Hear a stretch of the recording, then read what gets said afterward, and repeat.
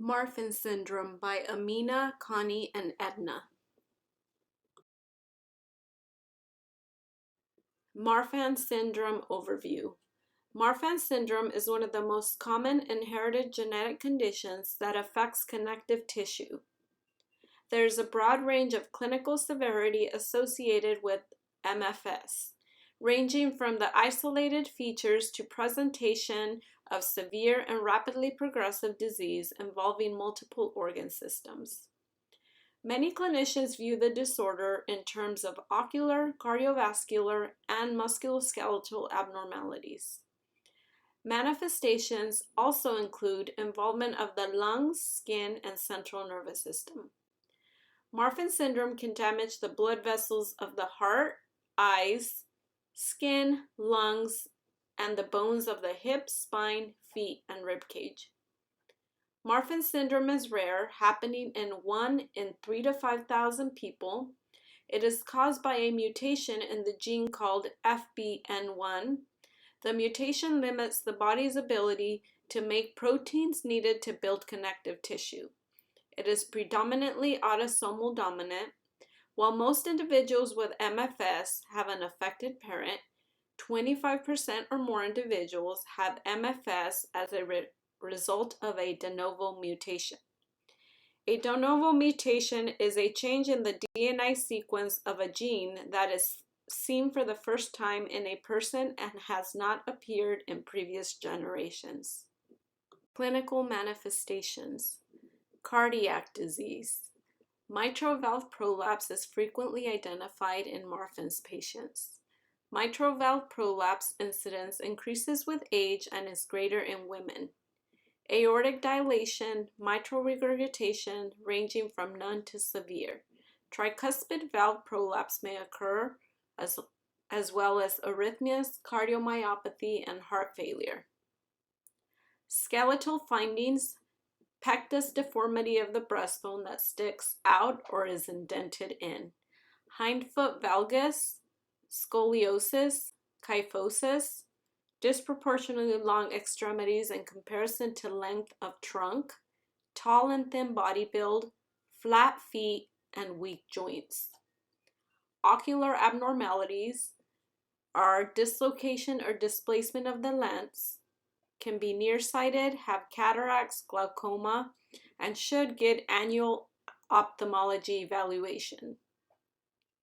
Urgent assessment is needed for patients with sudden vision changes. Facial features usually have at least 3 of the following: long, narrow skull, deep-set eyes, an abnormally small jaw that may be recessed farther back than normal, and abnormally flat cheekbones. Usually can have crowded teeth also. Pulmonary. Develop emphysematous changes with lung bullae which can predispose to spontaneous pneumothorax. Skin. They may develop striae that is not associated with pronounced weight changes. In this slide, you'll see the most common physical features of a patient with Marfan syndrome. They can have the intraocular lens dislocation, crowded teeth, high arched neck. They are usually tall and thin build with very flexible joints.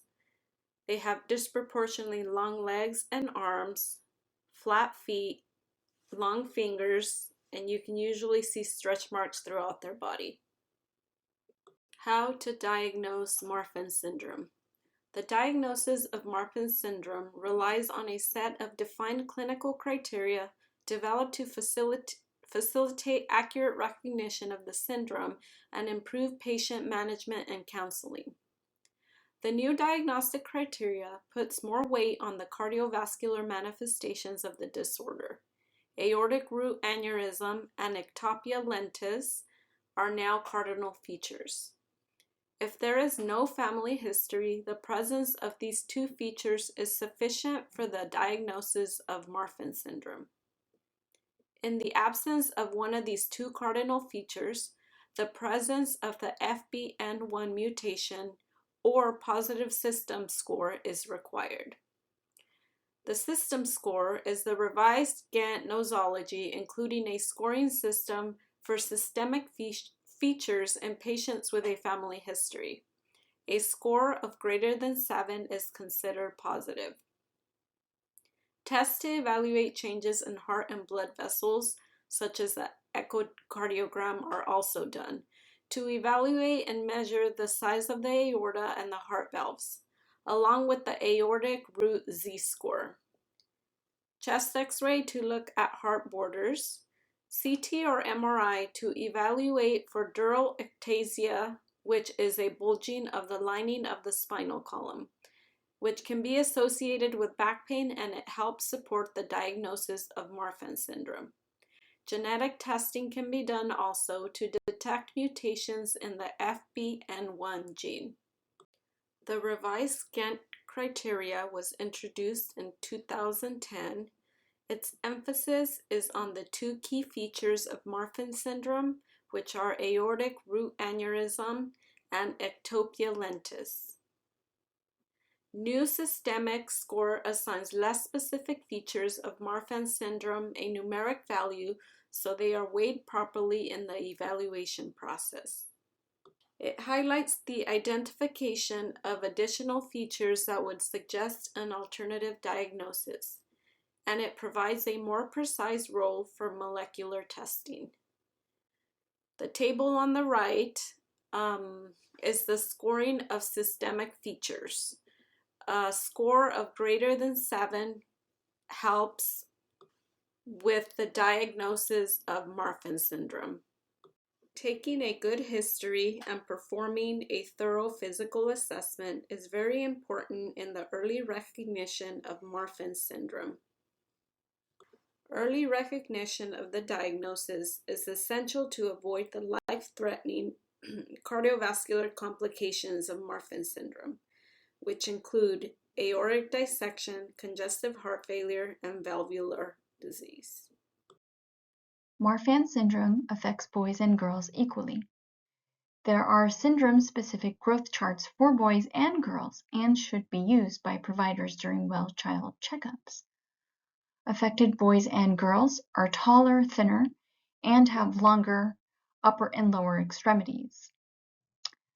Flat feet, pectus excavatum or carneatum, and tall, thin silhouette make them the target of bullying, and oftentimes there's difficulty when finding comfortable clothing that's trendy. Monitoring growth is accomplished by using syndrome-specific growth charts. Peak growth is noted to be 2 years earlier than unaffected peers. Excessive linear growth more than other family members is also seen. Altered arm-to-height ratio due to the excessive long bone growth. There will be lifelong ongoing screenings for orthopedic conditions such as joint laxity, scoliosis, and any pectus abnormalities. Cardiac screening for aortic, mitral, tricuspid valves, and any prolapse or regurgitation. Blood pressure monitoring for hypertension. Ophthalmic screenings for myopia, glaucoma, and early cataracts. There will also be a plan for transition from pediatric care to adult care as the child grows.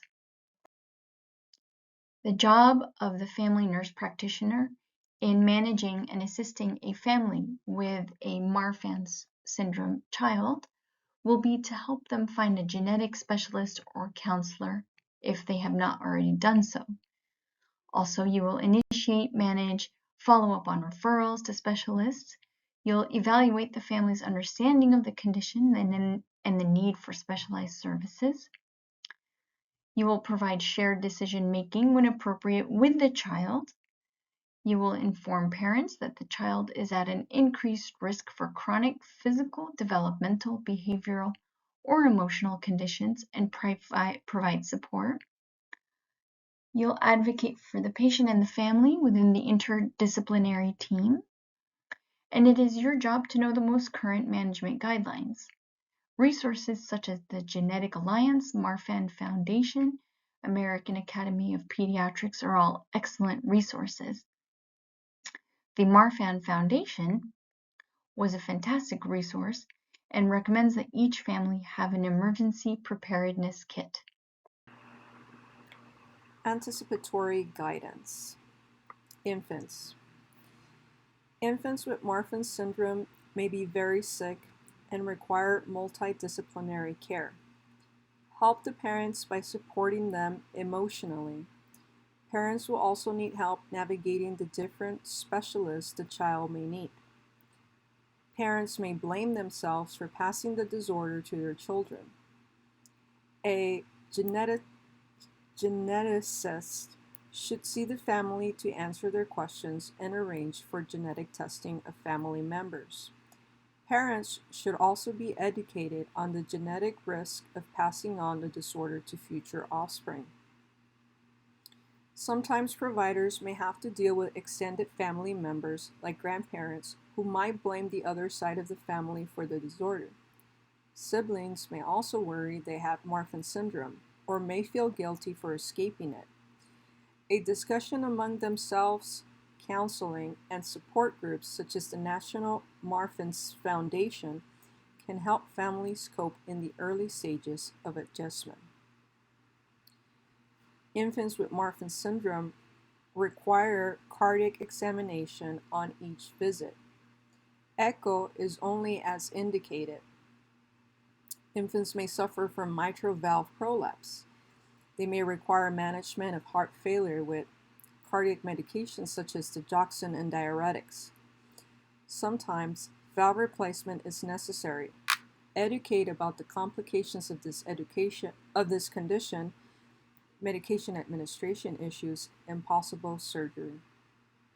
Children with Marfan syndrome are at higher risk for scoliosis, joint laxity, and pectus deformities. Assess for these conditions on every well-child visit. Reassure parents during the developmental assessment that they can expect normal language and cognitive development. Joint laxity may mildly delay motor development, but the child will eventually achieve them. Encourage parents to treat their children as normally as possible with regard to discipline and behavioral expectations. Anticipatory guidance, childhood.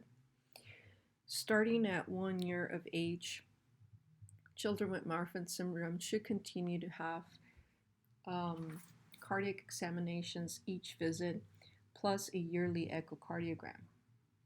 During late childhood, children with Marfan syndrome are at increased cardiac risk as the aorta root continues to enlarge into adolescence and adulthood. It is estimated that severe aortic insufficiency, a ruptured aortic aneurysm, or aortic dissection accounts for 90% of deaths in people with Marfan syndrome. Parents and children should be educated on acceptable activities that increase stroke volume and cardiac output and are therefore potentially damaging, such as strenuous activities such as with sudden bursts of exertion like weightlifting and contact sports should be avoided. Appropriate physical activities include walking, swimming, golf, and non-competitive biking, to name a few. Children with appropriate developmental level should be educated on signs and symptoms of cardiac disease, such as chest pain and syncope. Anticipatory guidance, childhood continued. Those children taking medications for the cardiovascular issues, such as beta blockers, should be educated about common symptoms such as fatigue, sleep disturbances, and night terrors.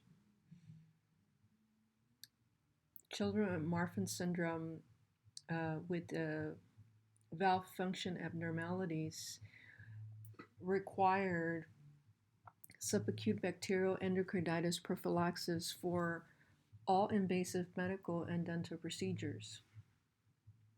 Annual vision exams are necessary due to high risks of retinal detachment in cataracts, which sometimes occur as a result of myopia and dislocated lenses. Children and their parents should be educated on signs and symptoms of retinal detachment, such as loss of vision and nystagmus or leukocoria.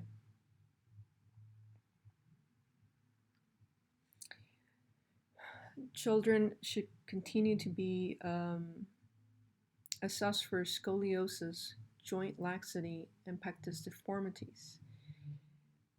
Children between the ages of 1 to 5 years should have assessment of scoliosis, joint laxity, and pectus deformities every 6 months. Children 6 years to 18 years should have these assessments, for these conditions on a yearly basis. As many as 50% of school-age children with Marfan syndrome have at least one neuropsychological deficit in attention or learning. Avoid stimulant medications on those affected with ADHD due to increased stress to the heart. Alternative management should be offered, such as cognitive and behavioral therapy, educational modifications, and individual, family, and group counseling. Educate the school personnel on Marfan syndrome so they can address the many physical, medical, and social issues that will arise during the school years. A qualitative study by Warnick, Cavaliers et al. Showed that adolescents with Marfan syndrome perceive problems with physical functioning, appearance, and disability. Added to normal teenager concerns about appearance, teens with Marfan syndrome worry about their height, difficulty finding clothes that fit, the presence of chest deformities, and the use of corrective thick glasses. The need for frequent doctor visits and limited participation in physical activities can affect an adolescent's confidence and self-esteem. Many report chronic fatigue, which further affects their lives. Refer to support groups and coping skills training. Obtain a bone age study to determine puberty stage and expected further growth. Excessive growth is due to peak growth velocity and often occurs 2 years earlier than the general population. Hormonal therapy to limit adult height is rarely used, especially in males. Its use is also controversial.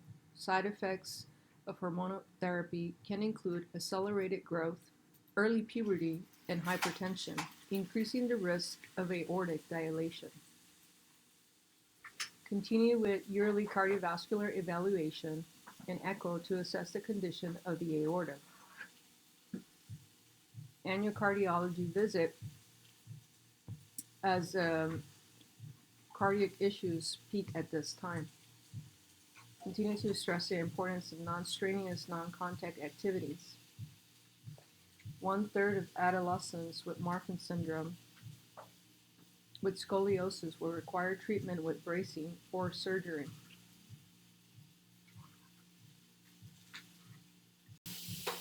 Continue with annual visual exams. Educate teenagers about not smoking. People with Marfan syndrome have a higher risk of developing emphysema and also a higher risk of developing pneumothorax. Educate about signs and symptoms of pneumothorax, such as shortness of breath and sudden onset of chest pain. At 13 years old, discuss plans about timing and transition to adult medical services. Begin transition at 19 years. Immunizations. Children with Marfan syndrome require the same immunizations as other children. The same CDC cautionary principles apply for children with Marfan syndrome if they have altered immune system. Puberty and Marfan syndrome. Children with Marfan syndrome should progress through puberty as expected. However, children who receive hormonal therapy to stunt growth may be at increased risk of early puberty. Educate and review reproductive health issues. Marfan syndrome adolescents should know about their 50% chance of passing on Marfan syndrome. Birth control is critical. High-risk pregnancies due to serious cardiovascular system complications. These are our references. Thank you for listening.